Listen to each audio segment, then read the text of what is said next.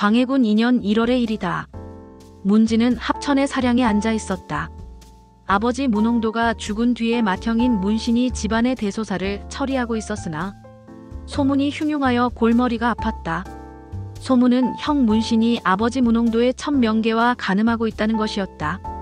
영남에서 퇴계 이황과 함께 유림의 양대, 산맥으로 불리는 남명 조식의 문인인 정인홍의 제자로 명성을 떨쳤던 문홍도였다. 영남 지방에는 그의 영향력이 막강했다. 그러나 그가 죽은 뒤 얼마 되지 않았는데 형이 아버지의 첫 명계를 간음하고 있다는 소문이 파다하게 나돌아서 문지는 차마 얼굴을 들고 문방 출입을 할 수 없었다. 무슨 일로 그리 걱정하십니까? 문지가 며칠째 두문불출하면서 근심하는 것을 본 그의 처가 사랑에 와서 물었다. 형과 서모 때문이요? 문지가 통명스럽게 내뱉었다. 아버지의 첩과 간음을 하는 것은 짐승만도 못한 짓입니다. 어찌 이럴 수가 있습니까? 문지의 처도 화가 나서 몸을 떨며 말했다. 폐륜 사건은 당사자뿐 아니라 가문까지 수치가 되는 것이다. 형님에게 던지시 말씀드렸더니 오히려 펄쩍 뛰면서 생사람 잡는다고 하더이다. 직접 본 사람이 한둘이 아닙니다. 아주버님께서는 어찌 금수와 같은 짓을 하는지 모르겠습니다. 그러니 낭패가 아니오. 저희 친정 어머니와 상의해 보십시오. 친정에서도 이 일로 분개하고 있습니다. 문지는 처의 제안에 따라 장모 향이와 상의했다. 그러자 향이는 문신이 정인홍의 제자 문홍도의 문인이어서 합천이나 경상 가명에서는 처벌할 수 없으니 한양의 사원부에 정장을 올리라고 부추겼다. 문지는 장모의 말이 옳다고 생각하여 사원부에 형 문신을 고발하는 정장을 올렸다. 아우가 형을 고발한 정장의 아들이 아비의 첩을 간음했다고 하니 이는 강상의 죄입니다. 사원부는 경악하여 광해군에게 아뢰어 문신과 문지를 잡아 올려 추국할 것을 요청했다. 문신과 문지는 문홍도의 아들이다. 문홍도의 공로가 적지 않은데 어찌 죄를 묻겠는가? 광해군은 문홍도의 아들 문신을 처벌하고 싶지 않았다. 그러나 사원부에서는 정장이 올라왔으므로 유야무야할 수 없는 일이라고 강력하게 주장했다.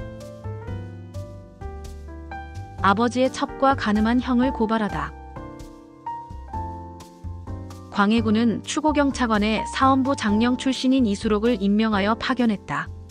이수록은 왕명을 받들고 합천에 내려가 문지를 신문했다. 문지는 형 문신이 아비의 첫 명계와 간음한 이야기를 낱낱이 진술한다. 이수록은 탄식을 하고 문신을 불러 조사했다. 문신은 펄펄 뛰면서 자신은 결백한데 아우가 풍문만 듣고 무고한 것이라고 주장했다. 문지의 공초의 한 방에서 잤다고 하였고 이를 보았다는 종도 있다. 이는 어찌 변명할 것인가? 한 방에서 잔 것은 분명하나 간음하고 자는 일은 없어. 문신이 궁색하게 변명했다. 경차관은 추구할 만할 의심스러운 죄인을 형장을 때려서 신문할 권한이 없었다. 이수록은 문지와 문신을 추구한 공초를 사원부에 올려보냈다. 사원부에서는 이수록의 공초를 세밀하게 검토했다.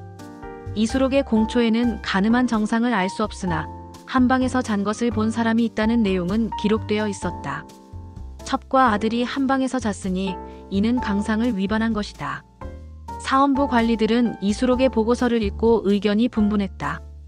물론 문신에게 죄가 있기는 하나 형을 고발한 문지에게도 강상의 죄가 있어. 문신의 죄는 드러난 것이 아니오. 간음은 은밀하게 이루어지는 것인데 확실한 증거가 없지 않소? 한방에서 같이 잔 것이 간음이 아니고 무엇이오? 문지의 죄를 먼저 다스려야 하오. 일단 이와 같은 상황을 그대로 전하께 아뢰십시오. 사원부는 문신과 문지 모두 죄가 있다는 의논을 모았다. 신들이 경상도 경차관 이수록의 장계를 고찰하니 합천의 죄수 문지의 공초 내용에 그 형 문신이 아비의 첩과 간음한 정상을 자세히 진술하였는데 조목조목 진술한 모든 곡절이 매우 자세하였습니다. 그러나 형이 비록 죄가 있더라도 아우로서 형을 고발한 그 죄 역시 중하여 모두 강상의 죄에 해당하니 이것은 실로 막중한 옥사입니다. 문지, 문신과 그 아비의 첫 명계와 옥사에 연관된 모든 사람을 의금부로 잡아들여 자세히 조사하고 명백하게 처단하여 훗날 비난이 없게 하소서. 사헌부에서 광해군에게 아뢰었다. 폐륜화가 된 동생. 문지와 문신, 명계 등 옥사와 관련된 증인들이 모두 한양으로 압송되어 삼삼추국을 받게 되었다. 이때 정인홍은 위관으로 참석한 조사관에게 자세한 사정도 알지 못한 채 압력을 넣었다. 문신이 정인홍의 제자 문홍도의 아들이었기 때문이었다. 위관들은 의금부에서 조사를 한 뒤에 문신과 명계가 가늠한 일이 없는데 문지가 무고를 했다고 광해군에게 아뢰었다. 문지는 형을 고발한 폐륜화가 되어 가혹한 고문을 당한 뒤에 경흥으로 유배를 가게 되었고 문신은 석방되었다. 아비의 첩과 가늠한 것은 천하의 극악이고 동기를 죄에 빠뜨린 것은 인륜의 대변입니다.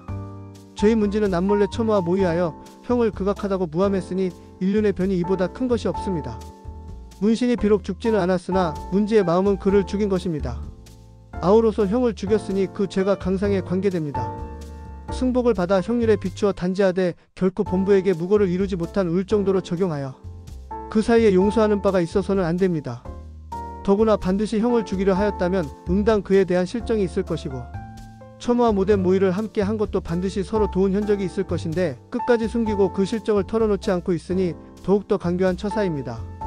그런데 홍인이 교묘하게 꾸미는 말만을 근거로 승복을 받아낸 듯이 하고 있으니 옥사를 다스리는 사체가 크게 상실한 처사입니다. 바라건대 문지와 그의 첨호 향이를 아울러 다시 추국해서 실정을 캔 후 죄를 정하소서. 사헌부는 문지를 경흥에 유배 보내는 것은 너무나 가벼운 벌이라며 엄중하게 처벌할 것을 주장했다. 문지가 형을 모함한 것은 음모가 있을 것이니 이를 철저하게 조사하여 밝히라는 것이다. 문지에 대한 재조사 문제는 조청이 떠들썩해졌다. 정인홍을 비롯하여 북인 정권은 문신에 대한 공격이 자신들에 대한 공격이라고 생각하여 문지를 엄벌에 처할 것을 광해군에게 강력하게 요구했다. 문지의 배후를 밝히라. 광해군은 사헌부의 청을 거절하다가 문지에 대하여 재조사하라는 영을 내렸다. 아우가 형을 고발하는 것은 강상을 어지럽히는 죄다. 누가 너를 사주했는가? 위관이 형틀에 문지를 묶어놓고 가혹하게 고문하기 시작했다. 무슨 말씀을 그리 하십니까?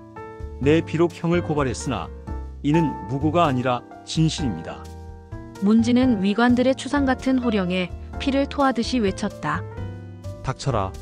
내 놈이 형을 고발한 사악한 죄인이면서 아직도 죄를 실토하지 않느냐? 형을 추국하시오.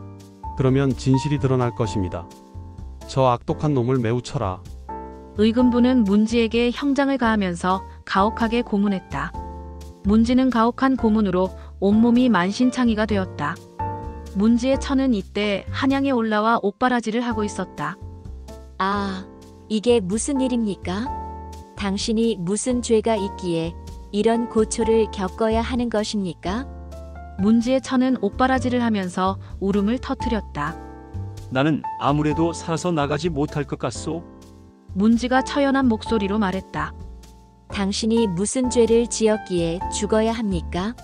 당신이 죽으면 나도 당신을 따라갈 것입니다. 아니요. 당신은 죽어서는 안 돼요. 당신이 죽으면 내가 무슨 낙이 있어서 살아간다는 말입니까?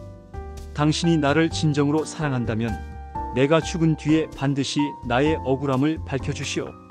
문지는 광해군 2년 2월 24일 유언과 같은 말을 처에게 남기고 의금부의 고문을 받다가 죽었다. 남편의 복수를 하리라. 문지의 처는 피눈물을 흘리면서 울었다. 문지가 죽으면서 문씨 가문의 비극은 마무리가 되는 듯했다. 문신과 문지의 처는 모두 고향 합천으로 돌아왔다. 내가 반드시 간통한 증거를 찾아낼 것이다. 문지의 처는 죽은 남편을 생각할 때마다 비통해했다. 그녀는 남편의 억울한 죽음을 반드시 밝혀야 한다는 생각에 사로잡혀 밤에는 잠을 이루지 못했다. 죽은 남편의 얼굴이 가뭇하게 떠오르면서 슬픔으로 목이 메었다. 문지의 처는 남편의 얼굴이 떠오를 마다 혼자 넋두리를 했다. 문씨는 고향 합천에 돌아온 뒤에 문지의 처를 버리듯이 피했다. 형제간의 의리는 깨진 지 오래였다. 문지가 비록 형을 고발했다고 해도 죄는 문신에게 있었다. 문지의 처는 아버지의 첩을 가늠한 짐승 같은 자와 함께 살고 싶지 않았다. 문지의 처는 몇 달 동안 소복을 입고 지냈다. 문지와 다정하게 지냈던 시절을 회상하면서 중얼중얼 알아들을 수 없는 넋두리를 늘어놓았다. 문지가 자신을 부른다면 강물로 뛰어들려고도 했고 들판을 맨발로 쏟다니기도 했다. 사람들은 문지의 처가 실성한 모양이라고 수군거렸다. 츠츠. 부부가 그렇게 정이 두텁더니 정신이 나갔어. 사람들이 실성하여 돌아다니는 그녀를 보고 혀를 찼다. 문씨는 자신을 고발했던 문지가 죽자 이번에는 아버지의 다른 첩과 간음했다. 이제는 자신을 방해할 사람이 없다고 판단한 노비 출신의 다른 첩과 어울려 뒹군 것이다. 문지의 처는 실성한 흉내를 내면서 잠시도 게을리하지 않고 은밀히 문신의 동정을 살폈는데 드디어 문신이 문홍도의 다른 첩과 간통하는 것을 확인할 수 있었다. 시아주버니는 금수보다 못한 자다. 남편을 죽게 만들었으니 반드시 복수를 할 것이다. 문지의 처는 이를 악물었다. 하루는 문신이 문홍도의 첩과 대낮에 방 안에서 음란한 짓을 하고 있는데 문지의 처가 종들을 거느리고 들이닥쳐 옷과 이불을 빼앗고 그 방 문을 닫아 걸고 자물쇠를 채운 다음 관가에 고발하여 체포했다. 사헌부와 의금부 사건을 재조사하다.